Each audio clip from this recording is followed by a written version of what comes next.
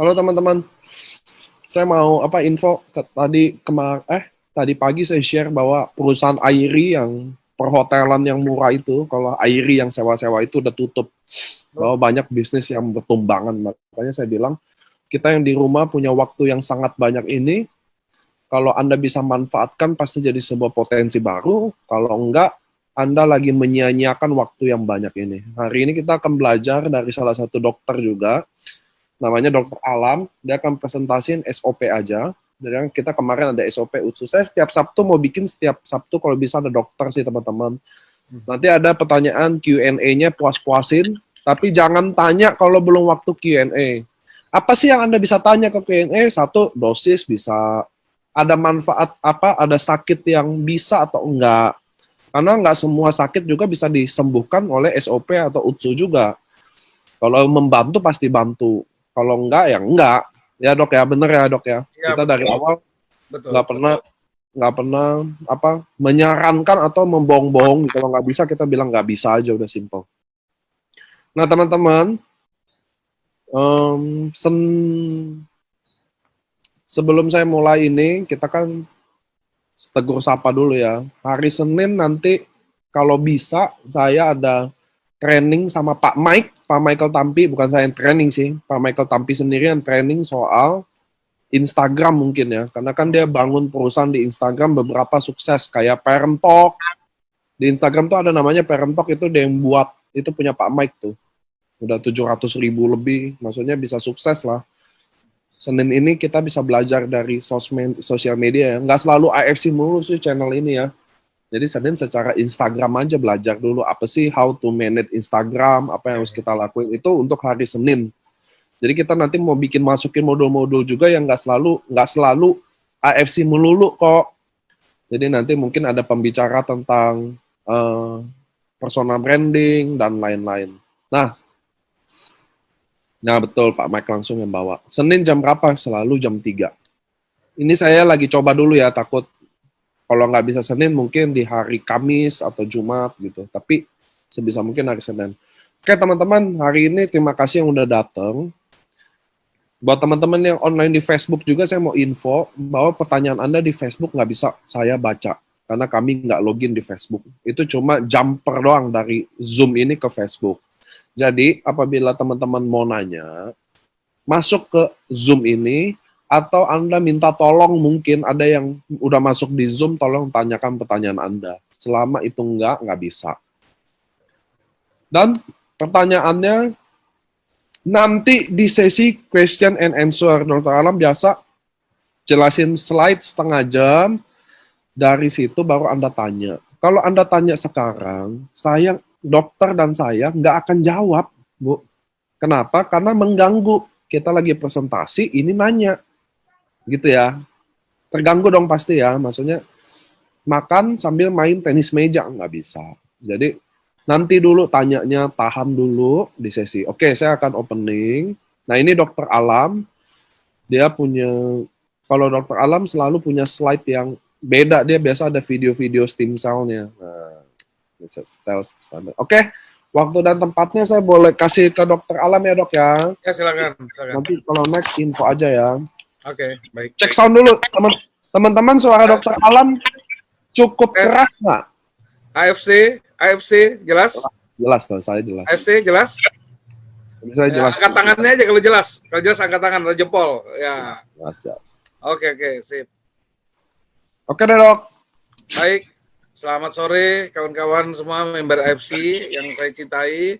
Semoga tetap sehat dan walaupun kita di rumah aja, tapi aktivitas kita harusnya tidak terbatas di rumah. Karena ada media ini, media internet dan lain-lainnya, ini sangat membantu untuk bisnis kita ya. Dan juga jangan lupa kita kan dapat pahala dengan sharing-sharing kesehatan kita kepada teman-teman kita ya. Baik, hari ini temanya khusus tentang SOP. Jadi memang seperti yang Pak Diko sampaikan bahwa memang benar yang kita sampaikan ini adalah pertama adalah ini kan bisnis ini ada trust ya, trust, kejujuran. Jadi apa yang disampaikan kita tidak boleh overclaim. Kita fokus pada apa yang sudah apa sudah dari hasil penelitian yang diinformasikan dari perusahaan kepada kita, yaitu ada paten-paten. Nah, kita berdasarkan paten-paten itu aja yang kita fokus. Setiap ada pertanyaan-pertanyaan, saya akan berusaha cari dulu, ini nyangkut nggak ke paten kita. Kalau nyangkut ke paten kita jawab dengan secara paten. Kalau tidak, baru kita akan tambahkan dengan logika. Logika tentunya, logika berpikirnya tentu berdasarkan dari ilmu-ilmu yang ada. Kalau saya kan tentu di kedokteran tentu kita kan melihat apakah ada konektivitas, ada kesesuaian dengan keilmuan yang saya pelajari. Nah, kita bisa jawab di situ. Dan di sini di dunia kedokteran tidak ada yang istilahnya harus pasti seperti itu ya. Jadi misalnya pada saat orang menggunakan suatu produk, semua yang terjadi di A akan terjadi di B. Tidak juga, karena manusia itu unik. Nah, di sini bedanya, dan di sini makanya kita tidak bisa juga pukul rata. Kita mungkin bisa 80% bilang bahwa kejadian yang akan dirasakan oleh A akan dirasakan juga oleh B. Tapi yang 20% ini yang bisa berbeda, dan ini yang perlu dipahami, uniknya manusia ya seperti itu. Baik, lanjutnya. Oke, lanjut Pak Niko. Ya, ini adalah pertanyaan pembuka kita untuk masuk ke pertanyaan-pertanyaan berikutnya ya. Jadi kenapa kita sakit? Nah, ini suatu yang lazim. Memang manusia itu ya selalu ada pasangannya siang malam. Nah, termasuk sehat dan sakit. Nah, sakit ini bermacam-macam. Tentunya kalau dari WHO dibilang kita tuh sehat itu definisinya adalah sehat fisik, jasmani ya, dan juga rohani juga. Jadi kita harus sehat keduanya, baru seimbang, baru bisa kita dibilang sehat gitu. Nah, kenapa kita sakit? Oke, lanjut Pak Niko. Ya, sebelum menjawab pertanyaan kenapa kita sakit, mari kita lihat dulu ada 10 penyebab kematian terbanyak di dunia. Ini diambil tahun 2016, tapi sebenarnya dari tahun ke tahun tuh nggak terlalu banyak beda. Kalau kita melihat mungkin 20-30 tahun yang lalu, nah baru ada perbedaan itu. Perbedaannya di mana? Kalau kita baca di nomor 1, nomor 2, nomor 3 ya, yang jantung, stroke, penyakit paru, pernapasan, Alzheimer, dan lain-lain, ini kebanyakan sebenarnya didominasi oleh penyakit yang berhubungan dengan penuaan. Makin tua kita, makin banyak penyakit yang akan hinggap.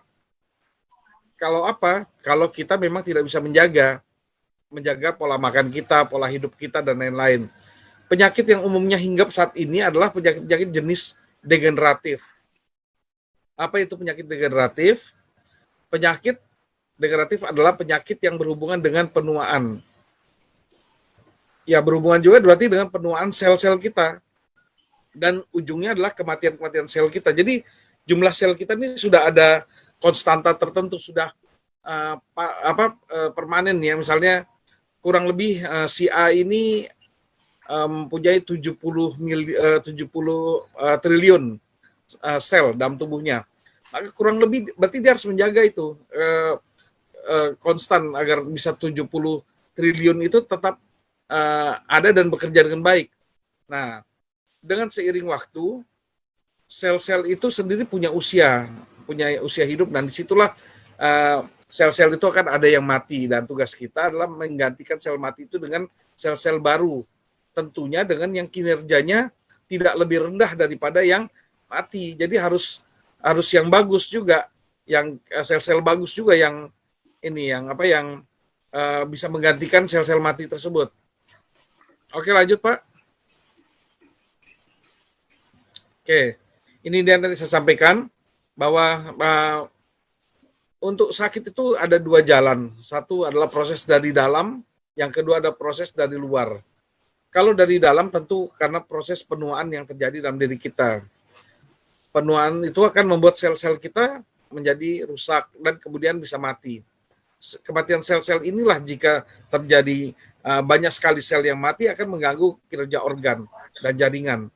Nah, manusia ini hidup adalah karena kerjasama antara organ dan jaringan ini bekerja dengan baik. Kalau gangguan terjadi pada sistem organ dan jaringan ini terganggu, maka kita akan jatuh pada kondisi di mana kemampuan tubuh untuk bekerja itu jadi sangat rendahnya dan akhirnya kita menjadi sakit dan ujung-ujungnya bisa bila terjadi kegagalan di banyak organ, maka terjadi kematian. Oke, lanjut. Nah, tadi saya bicara soal tentang umur sel. Sel boleh Pak diklik lagi Pak, biar keluar semua nih. Ya, oke. Umur sel ini berbeda-beda ya, sesuai dengan fungsinya ya. Jadi sel jantung ini kan sel jantung adalah organ vital ya, yang utama ya dalam tubuh juga. Nah, dia punya daya hidup itu selnya itu 25 tahun. Jadi kalau ada orang usianya saat ini 60 tahun, kurang lebih itu sel jantungnya sudah 2 kali berganti tuh. Sudah diregenerasi 2 kali. Nah, apa yang terjadi kalau pada saat proses regenerasi itu, tubuh kita justru tidak mampu menyiapkan bahan baku untuk membuat sel yang baik. Atau pada saat pembentukan sel, terjadi kesalahan-kesalahan akibat kemampuan kita yang berkurang menyebabkan sel itu terbentuk tidak sempurna. Tentu kerjanya juga tidak sempurna dan itu akan menurunkan fungsi dari jantung itu sendiri. Demikian pula sel kulit. Itu usianya 21 sampai 28 hari. Maka kalau kita mau melihat perbaikan pada sel kulit, jika kita melakukan terapi pada sel kulit, kita harus melihatnya di atas dari 28 hari karena sel-sel baru itu baru menggantikan setelah 28 hari. Gitu. Sel paru juga demikian, bisa dibaca sendiri. Sel darah merah 120 hari atau 4 bulan. Ini juga alasannya kenapa kalau orang donor darah tidak boleh sering-sering. Saking dermawannya saya bilang, saya pengen donor darah setiap minggu sekali. Ya nggak boleh. Kenapa? Pada saat saya mendonorkan darahnya sekian sekian mililiter atau sekian cc, tubuh itu harus diberikan kesempatan untuk menggantikan dengan sel darah yang baru. Kalau belum digantikan kemudian kita sudah diambil lagi, akhirnya kita sendiri yang akan kekurangan sel darah merah. Dan ini juga dampaknya tentu kita tahu sendiri pada sel darah merah itu adalah bertugas membawa makanan, nutrisi, oksigen, dan lain-lain kepada tubuh kita dan sekaligus dia juga bertugas mengambil racun-racun atau sisa metabolisme dari dalam tubuh untuk dibuang. Jadi tugas kita ini jelas di sini bahwa agar sel-sel yang mati atau yang rusak itu bisa segera digantikan dengan yang baik, dengan yang baru. Oke, lanjut. Lanjut Pak Niko. Ini dalam beberapa literatur ada yang menyatakan jumlah sel dalam tubuh orang dewasa itu antara 60 sampai 100 triliun.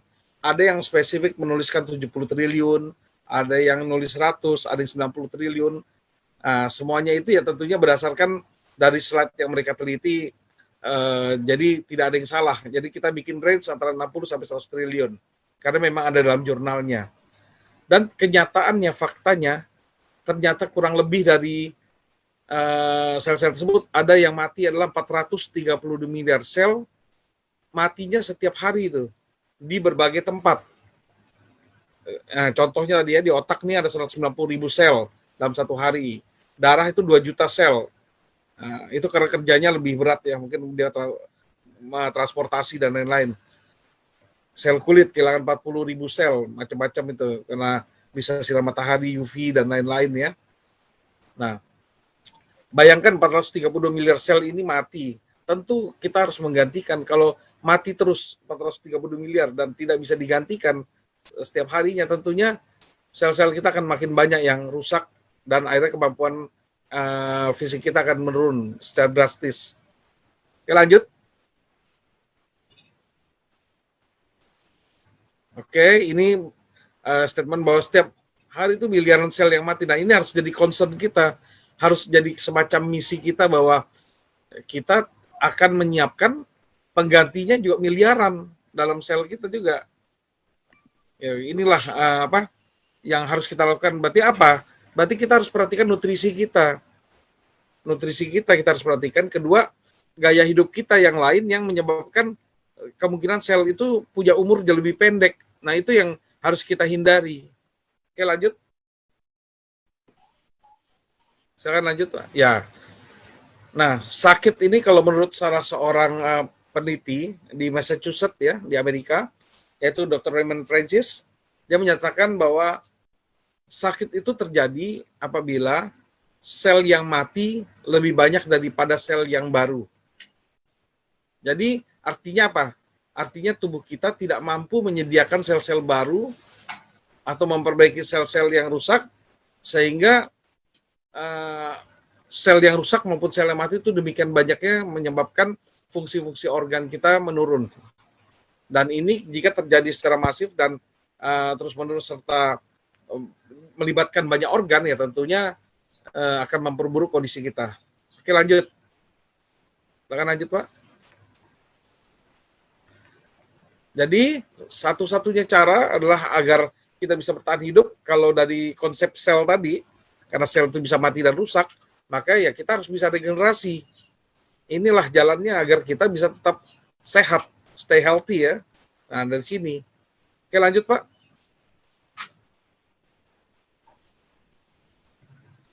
Apa yang terjadi jika kita gagal melakukan regenerasi? Tentu jaringannya rusak, organ tidak fungsi, hubungan sistem antara organ, antar jaringan, hormon, dan lain-lain juga akan terganggu. Oh ya, perlu diketahui ya, hormon juga itu kan terbuat juga, serta enzim terbuat dari asam amino ya.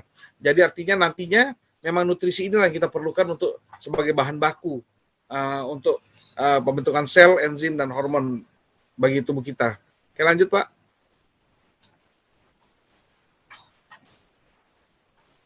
Nah, apa yang menyebabkan kerusakan sel? Tentunya kita harus tahu kenapa sel-sel kita bisa mati, itu bisa rusak, itu kenapa? Apa penyebabnya? Lanjut, Pak, silakan. Ini dia, polusi udara, di mana kita tahu dalam polusi ini kan selain racun juga ada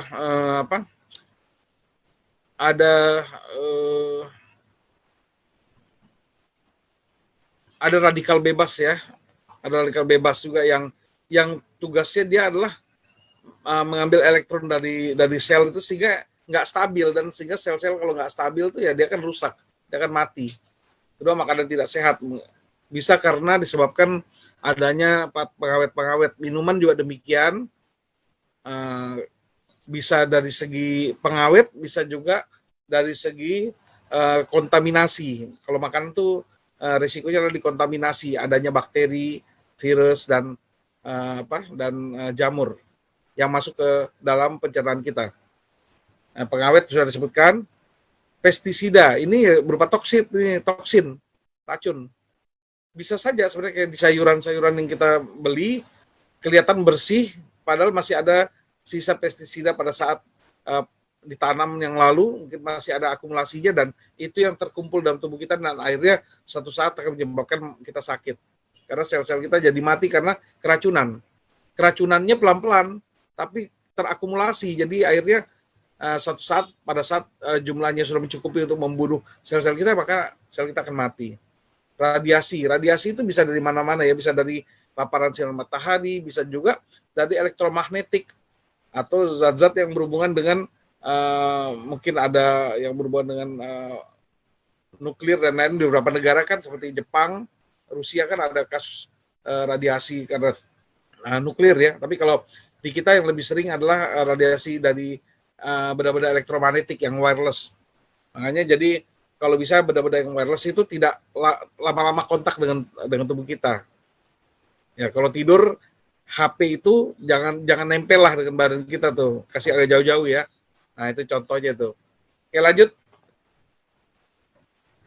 Nah, salah satu penemuan abad 21 yang boleh dibilang merupakan terobosan besar ya dalam dunia kesehatan adalah penemuan stem cell, dan kemudian stem cell itu digunakan untuk terapi. Tentunya apa? Stem cell terapi ini tujuannya adalah agar sel-sel yang rusak, sel-sel yang mati bisa tergantikan. Memang stem cell ini memang sudah lazim ada dalam tubuh kita. Sejak kita pertama diciptakan dari hasil pertemuan sperma dan ovum, itu juga merupakan stem cell sebenarnya. Kemudian dia akan menjadi zigot, dan zigot itu kemudian yang satu sel tadi akan berkembang menjadi yang miliaran sel ini dan triliunan sel ini. Jadi stem cell itu merupakan cikal bakal dari awalnya sel-sel yang membentuk tubuh kita ini. Oke, lanjut. Nah, Mungkin sebagian besar di sini adalah karena sudah member dan mungkin sudah sering mendengar stem cell, tapi mungkin saja ada beberapa yang anggota baru yang belum pernah mendengar tentang stem cell. Ini sebagai informasi saja. Jadi stem cell itu adalah sel yang belum berdiferensiasi. Artinya apa? Sel ini masih dalam bentuk aslinya, yang belum menjadi sel otot, belum menjadi sel jantung, belum menjadi sel mata. Dia masih sel awal yang bisa menjadi apa saja.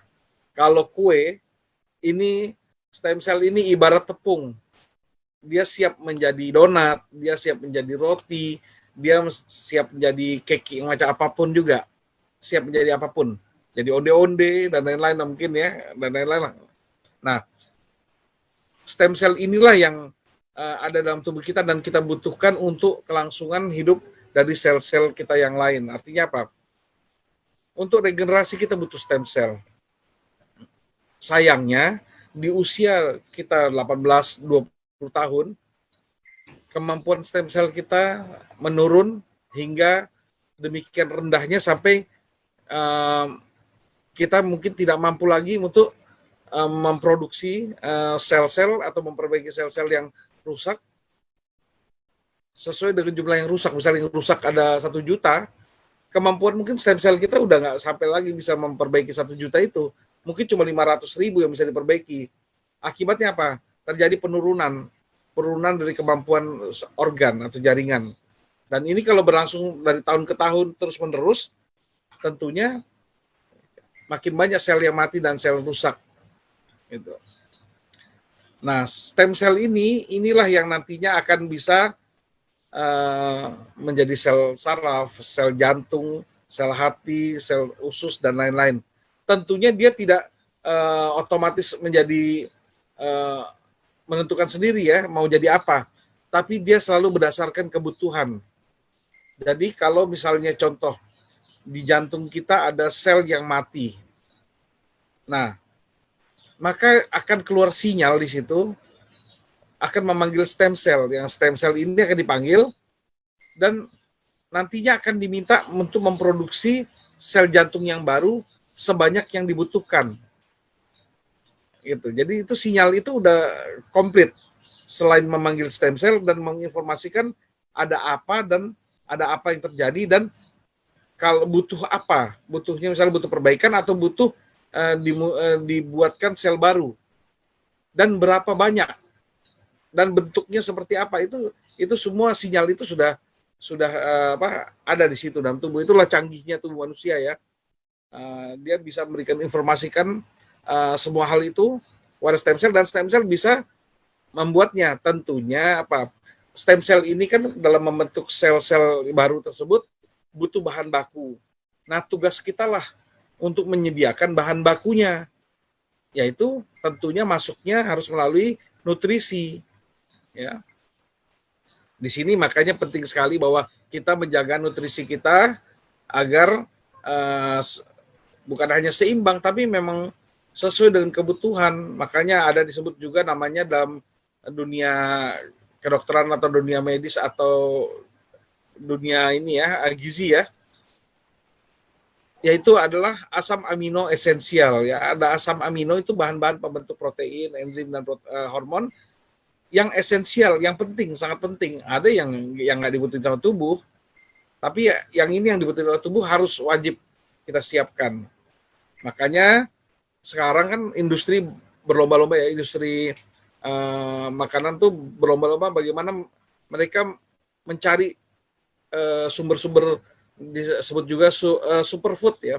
Superfood di mana 1-2 jenis makanan yang kalau kita makan sudah bisa mencukupi hampir mungkin 80% kebutuhan nutrisi. Nah, ini sulit cari superfood.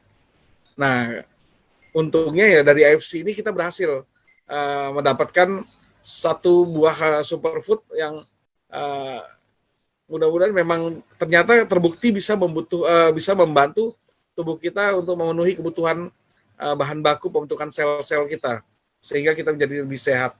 Oke, lanjut Pak.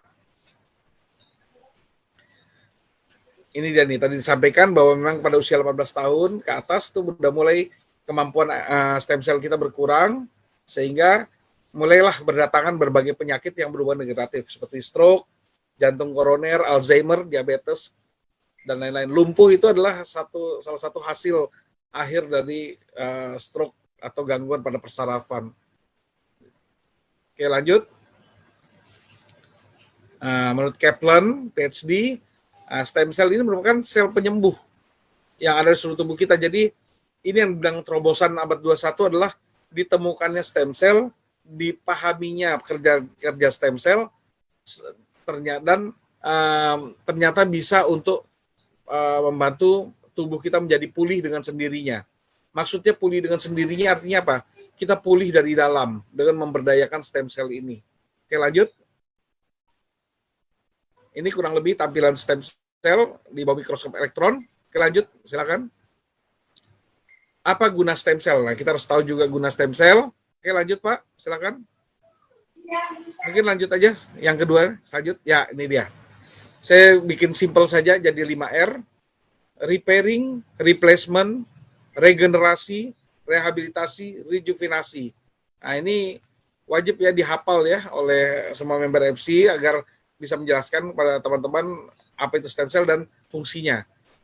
Jadi repairing, memperbaiki sel. Tentunya yang teringan adalah memperbaiki sel. Jadi kalau sel rusak, stem cell itu akan datang ke sana dan menilai ternyata bisa diperbaiki, maka yang dilakukan oleh stem cell adalah memperbaiki sel rusak tersebut.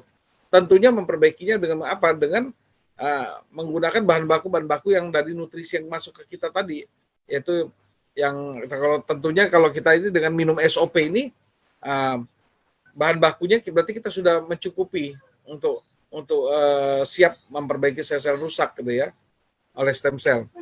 Tapi kalau ternyata sel-sel rusak ini demikian beratnya sehingga tidak mungkin diperbaiki, maka yang dilakukan adalah pilihan kedua, yaitu replacement. Terpaksa digantikan dengan sel yang baru. Dan ini pun terjadi juga bukan hanya sel yang rusak yang sudah parah, termasuk juga pada sel-sel yang sudah mati. Dia akan di-replacement, akan diganti dengan yang baru.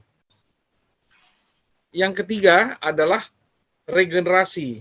Regenerasi ini memang secara artian umum adalah digantikan ya sel-selnya. Tapi kalau di sini saya mengambil arti adalah regenerasi ini dalam hal menyusun kembali. Karena sel-sel dalam tubuh kita tuh teratur. Ada yang bentuk untaiannya seperti ini, ada yang susunan ya dan lain-lain. Nah, itu semua kan punya template, punya bentuk khas gitu ya. Nah, kita harus mengembalikan bentuk tersebut, susunan tersebut ke semula. Kalau di bangunan kan kita punya blueprint ya, setiap membangun itu harus punya blueprint sehingga nanti pembangunan akan sesuai dengan blueprint tersebut. Nah, di tubuh kita juga sudah ada blueprintnya, yaitu dalam kromosom kita tuh sudah ada susunan-susunan bahwa manusia tuh harusnya seperti ini, susunan jantung nanti selnya seperti ini, lapisan pertama, lapisan kedua, lapisan ketiga untuk kulit susunannya seperti ini. Nah, itu semua template-nya sudah ada. Nah, stem cell akan mengikuti template tersebut dan kemudian menyusun kembali, mengembalikan susunan-susunan itu ke standarnya semula. Tentunya dengan begitu kita akan jadi lebih sehat dan lebih bugar. Yang berikutnya adalah rehabilitasi. Ini terjadi kalau dalam satu organ di mana sel-sel yang rusak sedemikian banyaknya. Boleh dibilang misalnya contoh 70% sel dalam satu organ rusak. Nah, atau fungsinya, kita nggak bilang persentase dari segi jumlah, tapi fungsinya sudah 70% rusak. Nah, ini stem cell akan bertugas mengembalikan fungsi tersebut. Tentunya bertahap. Nah, disinilah yang kita harus paham bahwa sakit saja itu butuh waktu. Maka untuk pulih pun butuh waktu. Jadi mohon bersabar. Kadang-kadang ada orang baru satu box, udah menanyakan bahwa kok belum ada perubahan ya? Nah, sakitnya aja udah 5 tahun, udah 15 tahun.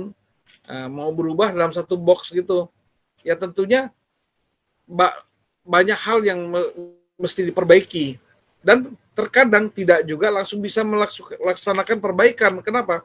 Contoh kita mau membangun satu bangunan gitu. bangunan misalnya.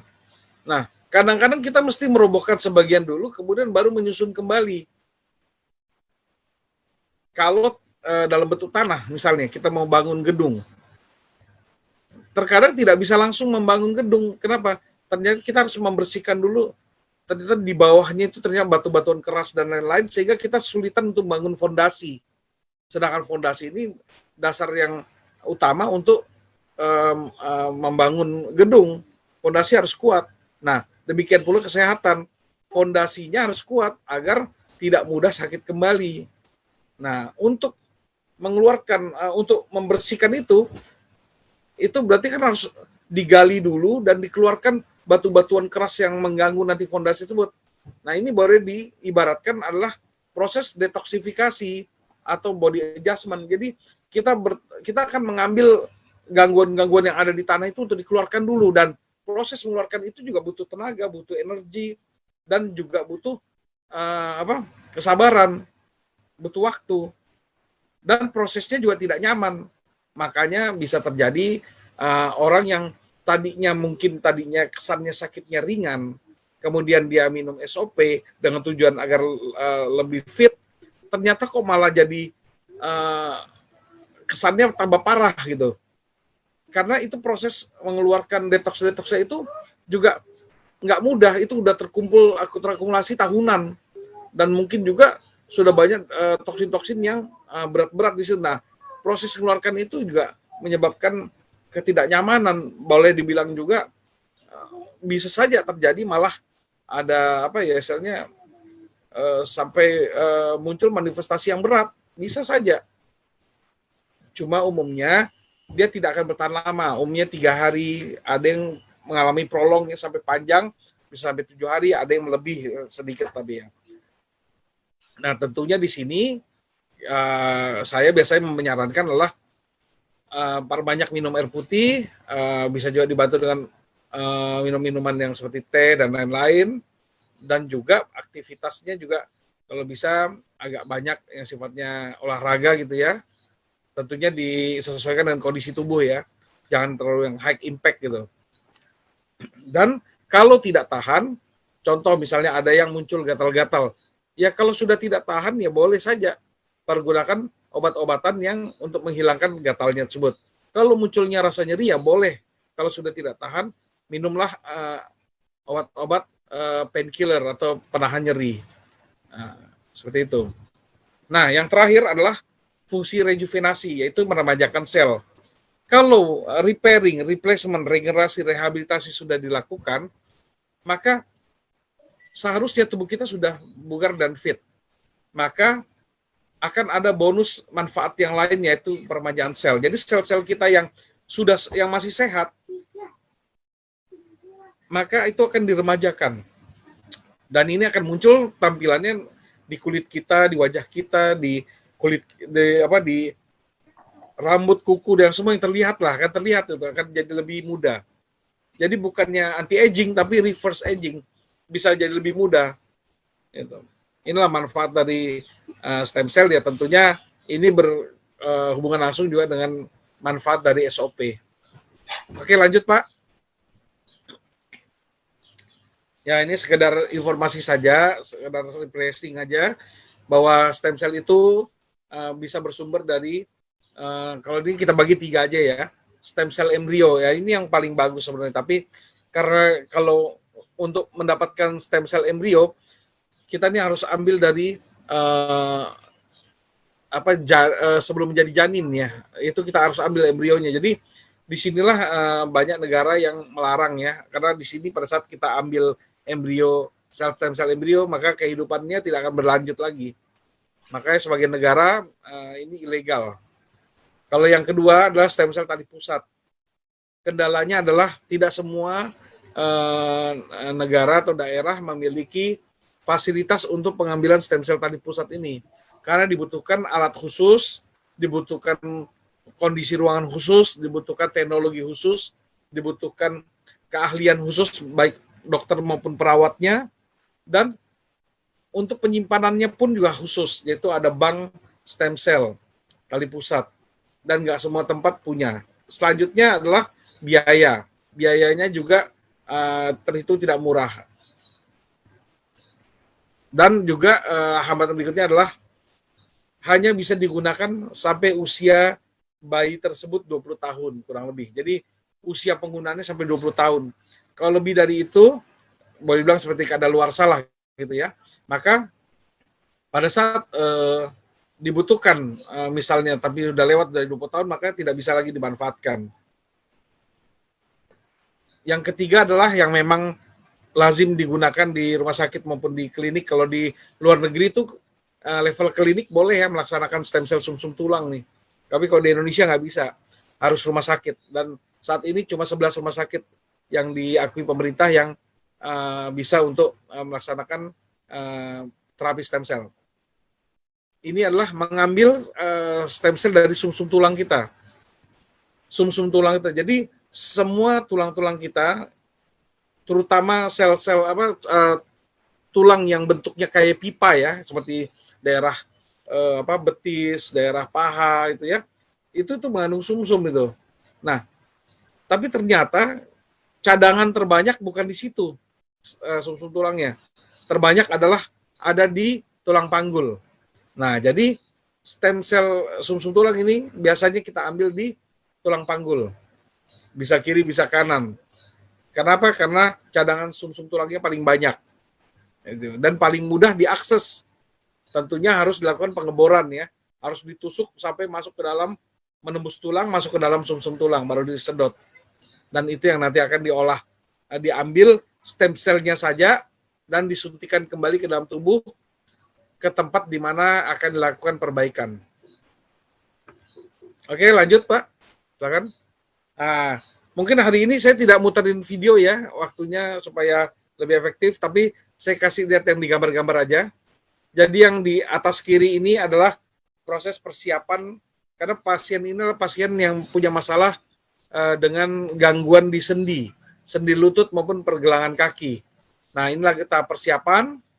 Sebelah atas kanan adalah proses membersihkan daerah panggul yang akan dilakukan pengeboran. Kiri bawah itu adalah proses pemasangan dak, yaitu supaya dilokalisir area mana yang akan dibor. Sebelah kanan bawah itu adalah proses penyedotan. Jadi sebenarnya di sini ada proses anestesi dulu ya, sebenarnya ada proses dibius dulu kulitnya. Cuma kita nggak ambil fotonya, yang kita ambil langsung proses pengeboran. Jadi ini menggunakan jarum yang cukup besar supaya sumsum tulang yang kental itu bisa disedot. Oke, lanjut Pak, silakan. Nah, ini proses pengambilan yang mulai disedot. Kalau bisa dilihat sini kelihatan lebih gelap ya. Mungkin lebih terlihat di sebelah kanan nih, kanan atas. Tampilannya lebih gelap, tidak segar, tidak seperti darah segar, tapi dia lebih gelap karena memang sumsum tulang itu lebih konsistensinya lebih kental ya. Nah, kiri bawah adalah proses memindahkan dari tabung yang di kanan atas tadi ke dalam alat, dimasukkan ke tabung khusus. Tabung khusus ini kemudian dimasukkan ke dalam alat yang ada di kanan bawah, yaitu suatu alat yang bertugas untuk memisahkan sumsum tulang agar kompartemen stem cell-nya itu bisa terpisah dari sumsum tulang tersebut.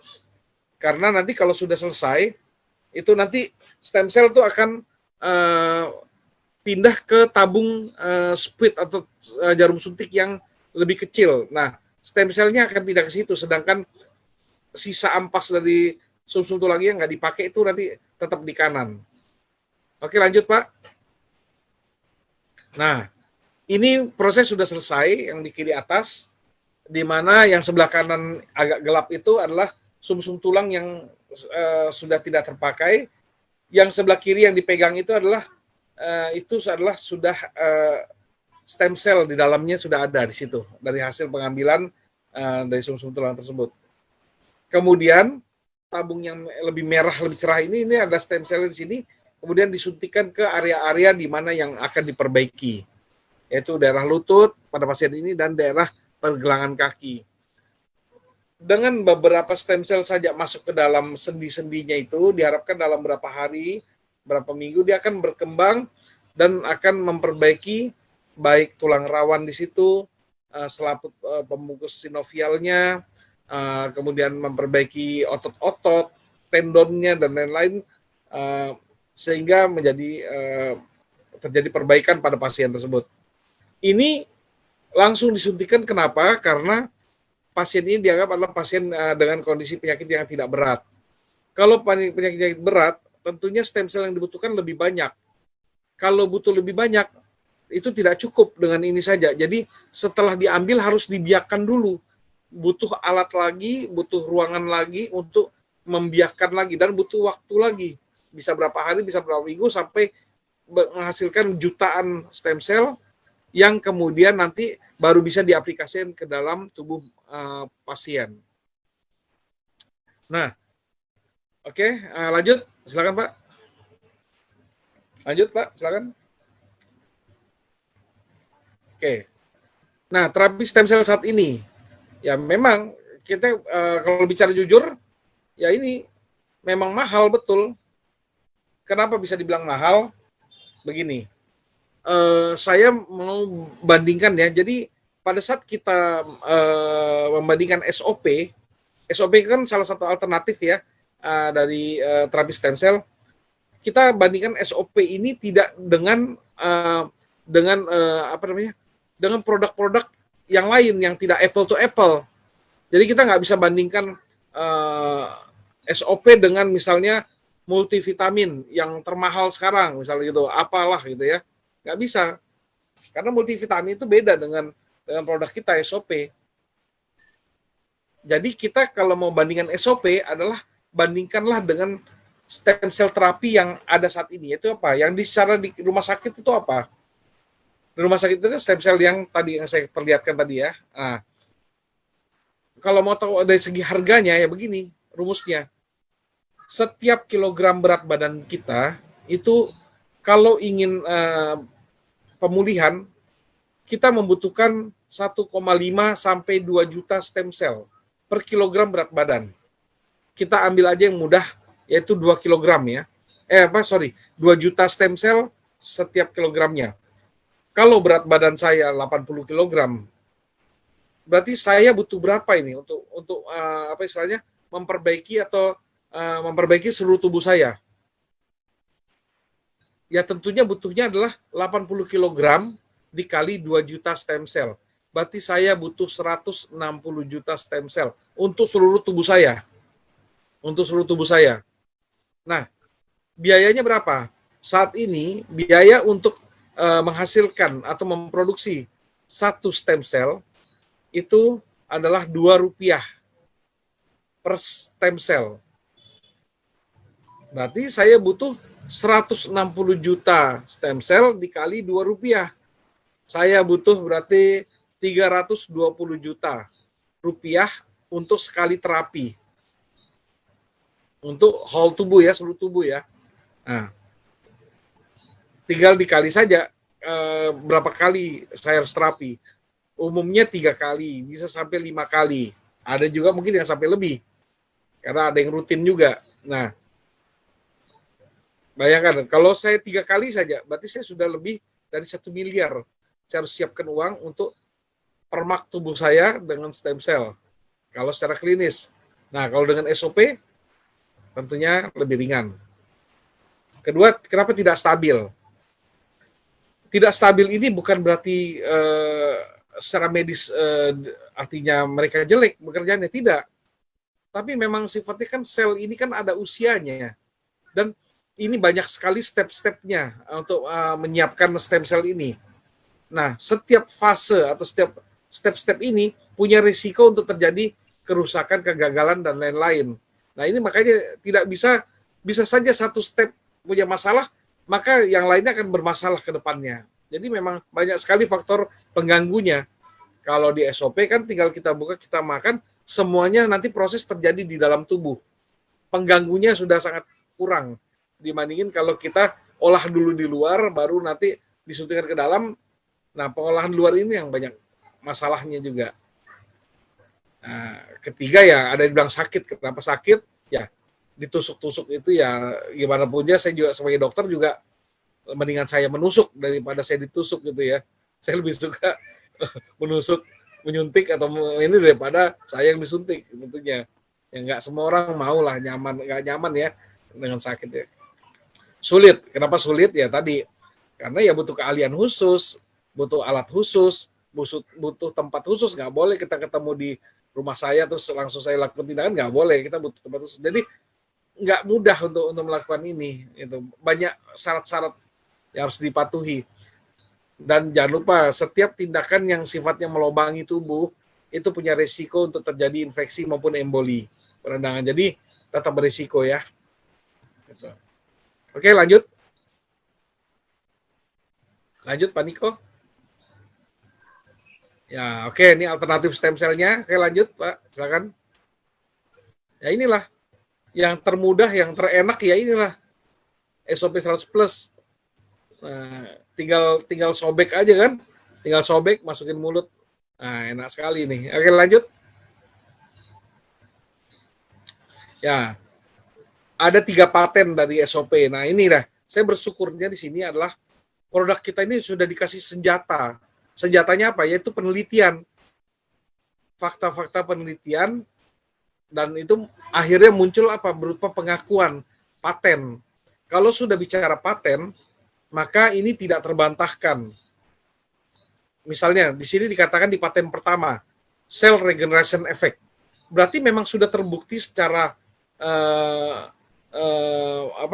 in vivo dan in vitro atau istilahnya di dalam lab dan kenyataannya uji klinis bahwa memang benar orang yang mengkonsumsi SOP 100 plus sel-selnya akan terjadi regenerasi.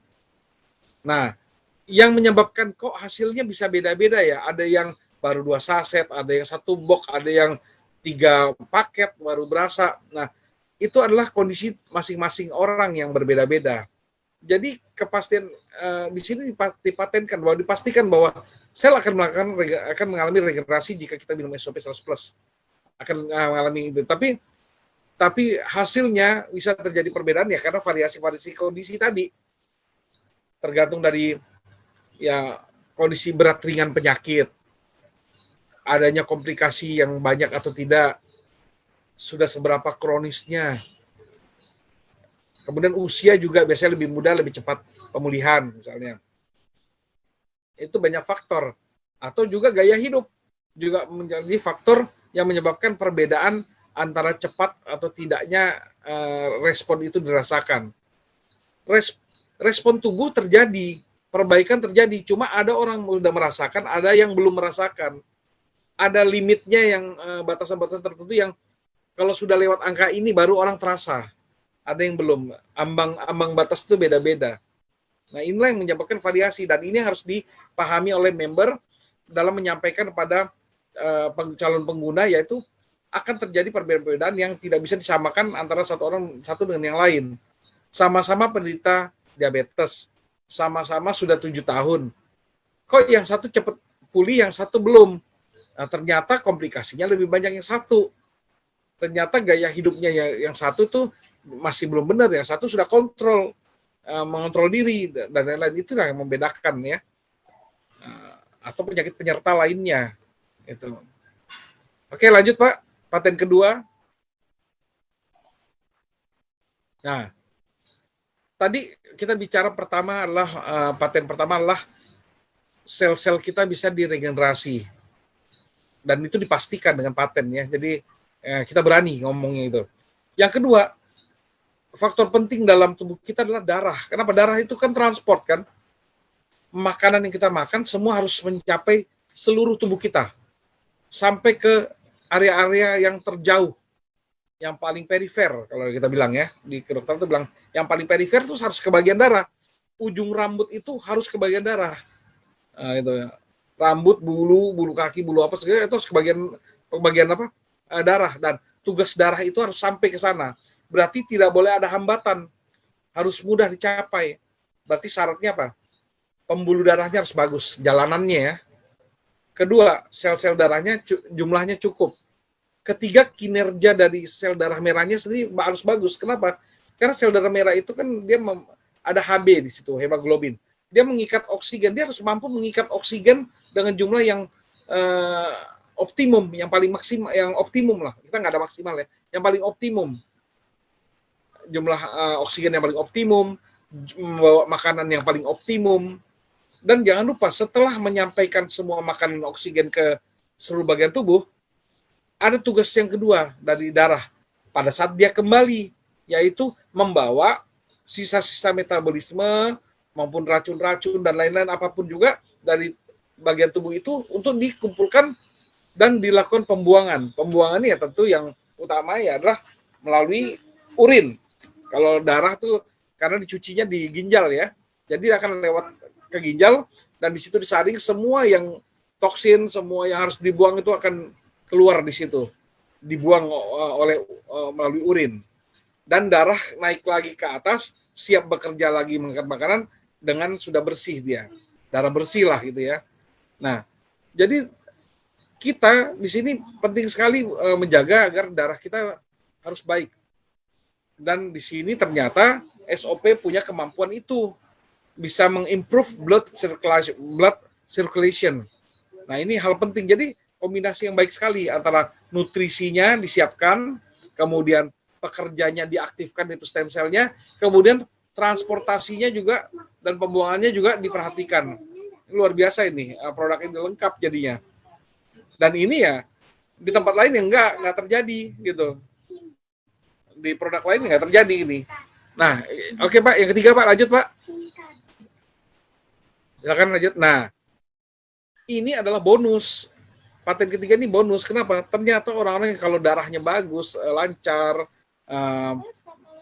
nutrisinya tercukupi, dia jadi fit, bugar, ya otomatis akan tampil di luarannya juga bagus gitu. Yaitu apa? Muncul di kulitnya ya, terjadi perbaikan-perbaikan yang nampak lah, seperti kulit yang wrinkle-nya hilang, pori-pori yang besar jadi mengecil, jadi halus, kemudian apa? Tampil segar, kulitnya keriputnya hilang, dan lain-lain lah. Pokoknya intinya ini bonus ini. Ya, jadi kalau mau nyaman dan terjangkau ya udah jelas lah, kita harus gunakan SOP secara rutin ya. Minimal 1 saset sehari kalau nggak ada keluhan, atau keluhannya minimal lah ya. Tapi kalau sudah ada masalah, saran saya kalau bisa gunakanlah 2 kali 1 sehari. Mungkin demikian yang saya sampaikan, teman-teman. Ya, dianjurkan konsumsi SOP, apalagi yang puasa nih, bagus nih. Ya. Oke, teman-teman semua. Oke, demikian. Terima kasih. Oke, mungkin ada sesi pertanyaan berapa menit dok? Dokter bisanya? Saya dengar dokter lagi mau ada aktivitas ya. Iya, tadi sebenarnya saya terus terang mau jalan tadi. Mungkin 10 menit aja Pak Niko, nanti sisanya 10 menit ya. Saya cek nanti di chat ini. Nah, jadi teman-teman baru saya jawab nanti. Ya, teman-teman tetap tanya. Nanti kita akan dokter akan jawab versi back office gitu ya. Jadi 10 menit yang bisa ditanya di sini, sisanya ini. Waktu sisanya nanti saya lihatnya teman-teman mungkin bisa ada training atau apa ya. Oke deh, Dok, kita akan mulai jawab pertanyaan. Oke. Ini apa saya aja yang baca ya? Saya baca langsung aja ya.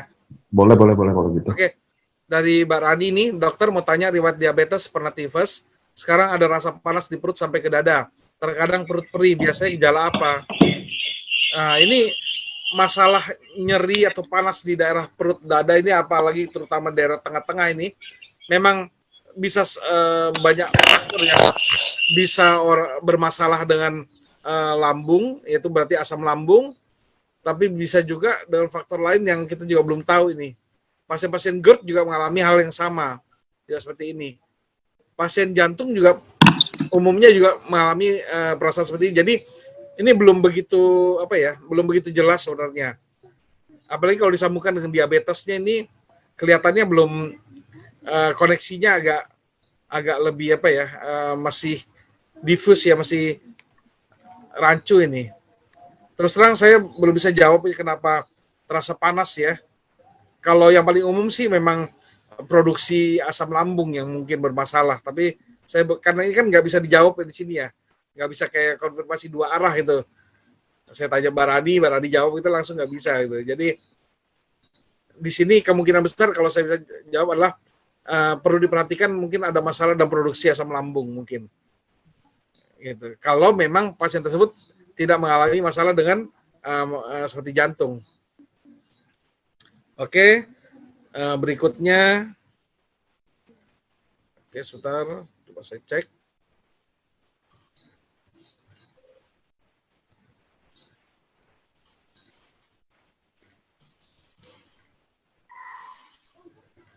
Sebentar ya. Ini dari DC. Dok, saya punya teman keluhannya punya mah akut, asam lambung selalu naik jadi mal terus. Kalau makan rasanya sampai dada. Punya kolesterol juga. Kalau mah sih sudah lama. Oh, pertanyaannya apa ini? Pada dasarnya begini, SOP itu adalah dia bukan obat ya. Jadi dia bukan menyembuhkan satu hal khusus ya, satu keluhan dia tidak. Dia tuh membuat tubuh kita menjadi fit, menjadi kembali ke settingan awal, di mana kalau settingan awal manusia ya seharusnya kondisinya adalah sehat sempurna. Jadi dia mengembalikan semua settingan itu ke kesempurnaan gitu loh. Nah, jadi tentunya kalau terjadi perbaikan itu, maka fungsi-fungsi sel-sel yang atau organ atau enzim dan lain-lain yang menjadi maksimal. Jadi kalau ada misalnya suatu yang terjadi over, misalnya asam lambungnya berlebih, maka di tubuh tuh punya mekanisme untuk mengurangi asam lambung tersebut. Entah produksinya yang ditekan atau dibikin menjadi suasana tubuhnya dibasah. Nah, itu tubuh itu akan mengatur sendiri. Nah, dengan menggunakan SOP ini membuat tubuh kita mampu untuk melakukan itu, menjadi lebih berdaya untuk bisa melakukan itu. Oke, ini dari Ibu Ina, mama saya usia 85 tahun, saraf kejepit di pinggang. Konsumsi SOP setiap hari 2 saset campur air. Sudah minum 2 box, awalnya tidak kenapa-napa, tapi sudah 2 minggu ini pinggangnya seperti cepat pegel, berdiri agak lama, terus kaki kirinya mengalami sakit yang terus-menerus. Oke, dan seterusnya. Nah, kalau saya bilang ini adalah satu bentuk respon ya. Respon artinya kalau mengalami malah jadi sakit ini umumnya adalah body adjustment atau penyesuaian tubuh, di mana berarti tubuh ini sebenarnya merespon SOP yang masuk. Nah, prosesnya itu biasanya kalau apalagi berhubungan dengan saraf ya, malah menjadi lebih sensitif sarafnya. Nah, menyebabkan jadi lebih sakit dan lain-lain. Tapi kalau kita bertahan di sini, terus saja minum, lanjut, maka nanti akan berkurang dengan sendiri dan menjadi baik. Gitu. Jadi tetap bersabar saja dengan kondisinya, tetap perbanyak minum air putih juga, jangan hentikan SOP-nya. Gitu. Oke. Mama saya usia 74 tahun. Oh nih, apakah SOP bisa untuk anak Down syndrome dan alergi seafood? Ya. Kalau untuk anak Down syndrome sangat bagus untuk memenuhi kebutuhan nutrisi, karena ini kan adalah nutrisi. Nah, untuk yang alergi seafood, kan seafood kan tidak secara umum ya, tapi ada yang, oh saya alergi ada udang saja, oh saya alergi sama ini saja. Nah, yang paling baik kita tahu adalah dengan mencoba dengan minimal saja dulu. Ya, kalau kita tahu bahwa dia punya alergi, ya mungkin bisa kita coba dengan setengah saset saja dulu. Sama kayak kita kalau orang beli kosmetik ya, lipstick dan lain-lain, takut alergi. Biasanya kita oleskan di bawah telinga. Itu kan kalau untuk mencoba kosmetik ya. Kalau terjadi peradangan apa segala macam, gatal dan lain-lain, berarti nggak cocok. Nah, ya kita harus melakukan juga. Kita nggak bisa tahu ini kalau tidak dicoba. Nggak ada jalan lain untuk tahu adalah selain mencoba. Gitu. Tentunya baik bagi anak sindrom itu baik, Down syndrome baik sekali. Mama saya usia 74 tahun dari Bu Brigita nih, sudah operasi angkat rahim 2016, waktu itu keluarnya sakit perut bagian bawah, sering flek. Tidak kanker, tapi setelah angkat rahim, sampai sekarang masih sering flek. Terutama saat kecapean, kata dokter, karena tidak ada hormon lagi jadi sensitif. Ya, flek itu biasanya keluar dari mulut rahim ya. Flek itu kan biasanya ada darah ini ya, darah berupa kayak stosel gitu ya. Ini kayaknya gini, harus dicari sumber fleknya. Memang betul mungkin keluarnya dari vagina, tapi kan ada dari atas ini rembesan dari mana yang perlu kita tahu. Saya terus terang nggak bisa jawab secara spesifik karena ini menyangkut sumber flek. Dan ini yang jelas SOP ini sangat baik bagi terutama usia-usia 74 tahun. Pasti banyak masalah hal yang lain. Kalau saran saya tetap diberikan. Kalau bisa 2 kali 1 sehari. Dari Rosi Tiningrum, Dok, apakah efektif SOP untuk pengobatan asma kronik? Ya, sangat efektif. Kenapa? Karena kan tadi saya bilang bahwa ini adalah bukan obat sebenarnya. Ini adalah nutrisi yang membuat semua kondisi sel-sel kita menjadi optimal. Dalam hal asma, berarti sel-sel paru kita, termasuk juga kalau dasar asmanya adalah alergi, berarti komponen darah yang berhubungan dengan alergi juga itu akan disesuaikan. Tentunya bisa saja akan terjadi, ini bukan menakuti ya, tapi memang harus kita sampaikan. Bisa saja pada saat minum SOP dan sedang tidak anfal, ternyata malah muncul asmanya. Dan itu pernah terjadi beberapa orang, tapi kemudian mereda dan selanjutnya dia tidak pernah terkena serangan lagi. Artinya apa? Tubuhnya punya daya tahan untuk bisa mencegah asma itu muncul kembali. Kalau dibilang hilang ya kita nggak bisa bilang hilang, tapi yang jelas adalah tidak anfal lagi. Mau tanya dok, ini dari Emil, mau tanya dok, apakah SOP bikin HB darah jadi encer? HB tidak encer, yang encer itu adalah darah secara umum ya, konsistensinya. HB itu adalah meningkat. HB itu kan bertugas untuk di dalam darah dia bertugas untuk mengikat oksigen, gitu. Tapi yang jelas SOP bukan pengencer darah. Jadi beda ya. Jadi ada yang nanya, saya minum pengencer darah, boleh nggak minum SOP? Ya boleh. Karena memang bukan kerjanya SOP mengencerkan darah. Tapi dia akan mengkondisikan, SOP kan mengkondisikan agar pembuluh darah dan darah itu menjadi lebih lancar. Ya iya betul. Kenapa? Satu, plak-plak dalam pembuluh darah itu akan terkikis. Ya, tentunya tidak serta-merta langsung kayak hilang gitu ya, tapi bertahap ya akan terkikis. Jadi pembuluh darah jadi lebih lancar. Kemudian sel-sel pembuluh darahnya sendiri akan diperbaharui. Tadinya udah nggak lentur jadi lebih lentur lagi. Ya tentu ini biasanya hubungan nanti ke tekanan darahnya jadi menurun. Menurun dari segi apa? Yang hipertensi terjadi perbaikan, jadi progres. Ya, kemudian kolesterol juga mempengaruhi kekentalan darah. Itu juga bisa ditekan juga di situ. Karena ada komponen yang bisa menyebabkan kolesterol kita menjadi ke arah normal. Ya tentu darah kita akan menjadi lebih baik gitu. Dari penyakit urtikaria dermatografia bisa dibantu SOP Otsu? Bisa, urtikaria bisa. Pernah minum obat dokter antihistamin nggak efek, malah makin parah. Ya. Soal obat dokter ini saya nggak bisa komentar karena memang reaksi orang berbeda-beda, tapi sebagai ikhtiar SOP bisa diberikan pada pasien urtikaria. Kalau khawatir terjadi alergi, kembali lagi tadi saya sampaikan diuji dulu dengan minum dengan dosis rendah dulu, 1 saset atau kalau pada anak-anak bisa setengah saset dulu. Mau tanya penyakit lupus boleh nggak nggak boleh kena matahari, boleh nggak SOP? Boleh. Lupus baik. Lupus itu penyakit autoimun ya. Jadi bagus pakai SOP ya. Saran saya tentu lebih baik dimulai dari sebenarnya kepengennya saya memberikan dosis 2x1, tapi kalau ada kekhawatiran misalnya reaksinya, maka bisa dimulai dengan 1 saset per hari.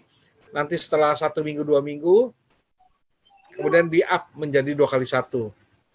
Gitu. Ini dari Ibu Sarah, 4 tahun yang lalu mama teman saya pernah stroke. Dulu kata dokter kena saraf otaknya. Seminggu ini teman saya memberikan SOP kepada mamanya, namun 2 hari ini tangan kanan kakinya goyang terus. Kenapa? Ya, yang saya bisa jawab adalah berarti fungsi dari otak, otot, saraf itu sudah mulai terkoneksi, tapi belum terkoordinasi. Jadi semuanya sudah mulai hiduplah bahasanya, ya, dihidupkan, diaktifkan, tapi koordinasinya belum bagus gitu. Nah, itu butuh latihan. Jadi nanti latihan selanjutnya apa? Otak memerintahkan misalnya latihan mengambil benda, mengambil apa? Nah, itu latihannya seperti itu, mulai dari kegiatan-kegiatan yang kecil-kecil, yang ringan-ringan sampai ke yang besar. Kalau saya tolong sampaikan ke mamanya bahwa jangan begitu khawatir, itu tanda, mudah-mudahan tanda baik, di mana bahwa saraf-sarafnya sudah mulai hidup, sudah mulai bisa mengaktifkan otot-ototnya juga, tinggal koordinasi antara otak dengan otot dan sarafnya itu yang harus dilatih. Gitu. Lanjut aja minumnya. Pertanyaan dari Pak Andi Suroyo, apakah pasien gagal ginjal masih mungkin diperbaiki? Masih mungkin. Karena sesuai informasi saya tahu, kalau ginjal rusak tidak mungkin diperbaiki. Informasinya tidak tepat. Nah, jadi pasien gagal ginjal masih bisa diperbaiki. Syaratnya apa? Masih ada sel yang masih baik. Ya, masih ada sel yang masih baik. Kenapa? Karena stem cell itu datang ke ginjal dan dia pada saat akan mengganti dengan sel baru, dia akan mengcopy dari sel yang sehat. Dia akan mencari kopinya yang sehat, dicari sel sehat, kemudian dia mengcopy di ginjal tersebut untuk menghasilkan sel-sel sehat yang baru. Gitu. Jadi optimis Pak, ya optimis bisa, ya. Dan ini nggak 1-2, sudah banyak yang berhasil. Bisa dilihat dari apa? Yang nggak bisa kencing sekarang udah bisa kencing. Kondisi umumnya dari yang berat menjadi sudah makin ringan, makin mampu, makin kuat tubuhnya.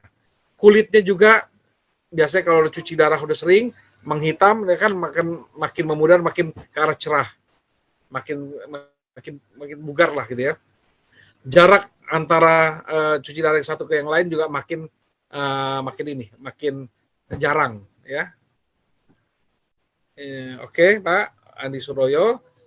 Nah, ini dari Ibu Liago, Dok, gagal ginjal cuci darah seminggu 2 kali, idealnya konsumsi berapa saat sehari? Oke. Kalau saya sarannya adalah 2x1 sehari. Nanti kalau dia sudah kencingnya mulai bagus dan lain-lain, ditingkatkan. Jadi kita nih intinya jangan langsung kasih dosis tinggi dulu, boleh dari yang rendah dulu, bahkan boleh dari 1x1. Boleh dari 1x1, produksi kencing makin baik, udah mulai banyak, baru naik ke 2x1, kemudian naik ke 3x1 atau 2x2. Ya. Dari Bu Mutmainah, kalau SOP 100 plus termasuk obat atau makanan? Saya jawab itu makanan. Kalau diminum setiap hari ada efek nggak ke ginjal? Ada. Efeknya adalah efek bagus. Ya. Jadi boleh dikonsumsi setiap hari. Teddy Hilmawan, kalau hipertensi biasanya 200, sekarang minum amlodipin dan iberstan stabil 130 sampai bisa turun stabil. Kira-kira berapa lama dok terapinya? Dosis berapa lama? Untuk berapa lamanya saya tidak tahu, karena yang paling tahu adalah tubuh kita sendiri. Dosisnya berapa lama? Kalau dosis berapa lama, saya tidak tahu berapa lama, tapi kalau saran saya gunakanlah 2x1 selama mungkin 2-3 bulan. Kalau sudah stabil benar, bagus benar, turun 1x1 boleh. Ya. Oke. Pak Diko, mungkin saya sampai ini dulu. menjawabnya sampai Pak Teddy nih, Himawan. Selanjutnya yang di bawahnya nanti saya akan jawab secara offline ya, melalui email. Mohon maaf untuk yang belum dijawab secara langsung, karena saya ada keperluan. Terima kasih. Nah, ya nggak apa-apa. Dok, makasih buat teman-teman. Buat teman-teman bisa WA saya yang pertanyaannya belum dijawab nanti, karena nanti dokter Alam biasanya akan share. Ini saya copy nih Pak Niko, saya copy, saya pindahkan ke Word, jadi saya bisa jawab di ini nanti offline. Siap. Oke, makasih Pak. Nomor WA. Nanti minta upline-nya aja, pasti tahu nomor saya. Oke deh teman-teman, karena Dokter Alam lagi ada acara, jadi mau nggak mau saya hentikan sampai hari ini. Terima kasih yang udah datang, karena ya namanya juga seorang dokter ya teman-teman ya. Kita nggak bisa booking waktu, apalagi di situasi yang kayak begini. Kita semua terima kasih aja, ada waktu yang dokter bisa bantu. Mudah-mudahan hari ini teman-teman bisa mendapat informasi yang lebih jelas, yang lebih yang lebih bermanfaat, yang pertanyaannya dijawab itu udah rezeki. Bagi yang belum, pertanyaan ini yang Anda tulis ini semua akan tetap saya balas, teman-teman. Caranya gimana? Hubungi upline Anda untuk minta nomor WhatsApp saya, atau langsung aja minta nomor WhatsApp saya tulis deh. Nah, di CE ini juga udah pernah ya lakuin ya. Saya kasih di chat ini, teman-teman. Siapa? Nah, saya udah kasih di chat WhatsApp saya. Nanti minta ke saya. Nanti semua pertanyaan yang belum dijawab, Zoom. saya akan jawab. 9 ya. Oke deh teman-teman, acara hari ini ya pas lah 1,5 jam is oke. Saya mau terima kasih ke semua teman-teman semua yang udah datang acara hari ini. Jangan lupa Senin ada training Instagram dari pakarnya, yaitu Pak Michael Tampi. Dia punya beberapa perusahaan digital kayak Frame a Trip. Di Instagram Frame a Trip itu Dian Sastro sama Pak Mike join bareng. Terus ada Parent Talk, ada banyak deh nanti saya bikinin. Oke teman-teman semua, sampai jumpa di hari Senin. Senin itu nggak ada kayak AFC banget sih, nggak ada modul AFC, nggak, tapi lebih kayak bagaimana menggunakan Instagram gitu loh, biar kita dapat ilmu aja. Anda bisa ajak teman-teman Anda, anak-anak muda, Anda bisa ajak teman-teman Anda yang mau kepoin atau belajar tentang Instagram. Oke teman-teman, hari ini acara agak dini, karena dokter punya urusan yang lain, soalnya ya saya saya sih sangat hargai itu, karena zaman pandemi kayak gini mungkin dokter-dokter susah nyesuaiin waktunya.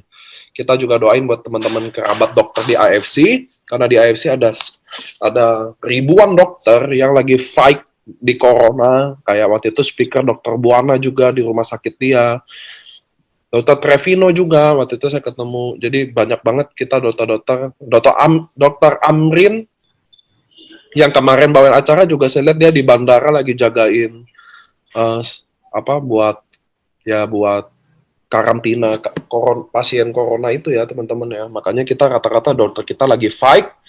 Jadi kita mohon pengertiannya bagi yang belum terjawab. Itu nomor WA-nya, nomor WA saya udah kasih, Anda bisa tanya. Oke teman-teman semua, terima kasih hari Sabtu ini. Mudah-mudahan happy weekend. Bagi yang udah mau persiapan buka, yang lagi puasa, selamat berpuasa. Saya juga lagi puasa.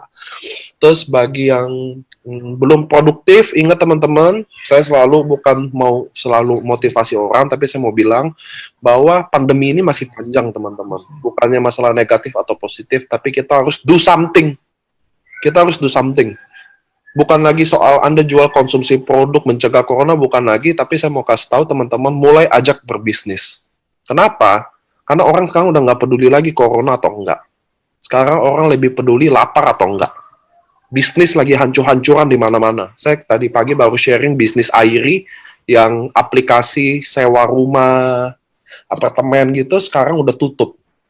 KFC tutup. Adidas tutup. Jadi saya mau bilangin ke teman-teman, Anda boleh maksudnya konsepnya bahwa cegah corona, apalagi kemarin ada testimoni corona ya, 2 orang nambah lagi. Kita testimoni corona banyak teman-teman. Cuma, kalau Anda masih jual produk sekarang, orang akan bilang mahal. Dia nggak bisa beli. Karena sekarang ekonomi lagi sulit, tapi kita harus mulai ajarin peluang bisnis. Apa peluang bisnisnya? Sekarang ada promo Ruby. Teman-teman kan tahu ada promo Ruby ya? Yaitu 1650, dia dapat hak Ruby. Apa tuh hak Ruby? Dia bisa sponsor Ruby dapat 300.000 loh. Lumayan kan? Kalau dia sponsor Ruby 2 box dapat 300.000, kalau dia konsisten kerja, maka dia 1 bulan dapat 9 juta. 300.000 kali 30. Di luar pairing loh. Itu baru sponsor loh teman-teman. Jadi teman-teman bayangin nggak? Kalau Anda modal 1650, jual 2 box setiap hari dapat 9 juta. Kalau 2 box nggak bisa, jual 1 box 1 hari dapat 4,5 juta loh. Di luar sponsor. Maka ketika Anda menawarkan peluang bisnis ini, maka tidak ada yang bilang tidak ada duit. Kenapa? Karena semua orang mau lakukan ini, taruh 1,50, besok dapat 9 juta. Atau paling dapat 4,5 juta. Tapi semua akan tidak ada duit kalau Anda cuma jelasin manfaat produk dan harganya berapa? 1,650. Udah nggak ada yang mau beli dong. Justru Anda harus kasih tahu kenapa dia harus beli 1,650, kenapa dia harus beli 3,3, kenapa dia harus beli 19.800. Anda harus bikin alasan itu. Teman-teman, di pandemi ini, di kuartal bulan Mei ini, sales perusahaan ternyata naik lagi. Jadi kita kemarin Maret tinggi, April turun 12%, ternyata di Mei bagus lagi, stabil lagi. Artinya kita bukan selamat, artinya kita cepat berinovasi. So, teman-teman yang belum berinovasi, yang masih ketinggalan, yang masih maksudnya berjuang untuk hari ini, masih struggle, tetap bertahan, tetap berjuang, tapi saya mau kasih tahu, coba konsep idenya diganti. Coba terangin dong 300.000 kali 30, dapat 9 juta.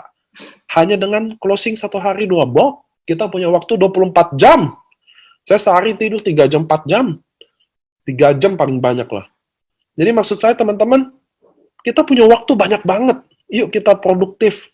Saya masih banyak yang nggak tahu SOP. Oke, dari saya itu doang. Saya nggak mau panjang kali tinggi karena ini bukan sesi saya. Nanti tunggu aja sesi selanjutnya. Saya mau bilang terima kasih. Hari Sabtu Anda luangin waktu, tetap produktif, tetap positif, dan tetap percaya bahwa diri Anda bisa. Kalau saya AFC percaya diri Anda bisa, apalagi Anda semua pasti. Oke teman-teman, see you di hari Senin. Terima kasih yang udah datang di Facebook dan Zoom kita. Bye-bye. Go Bushido!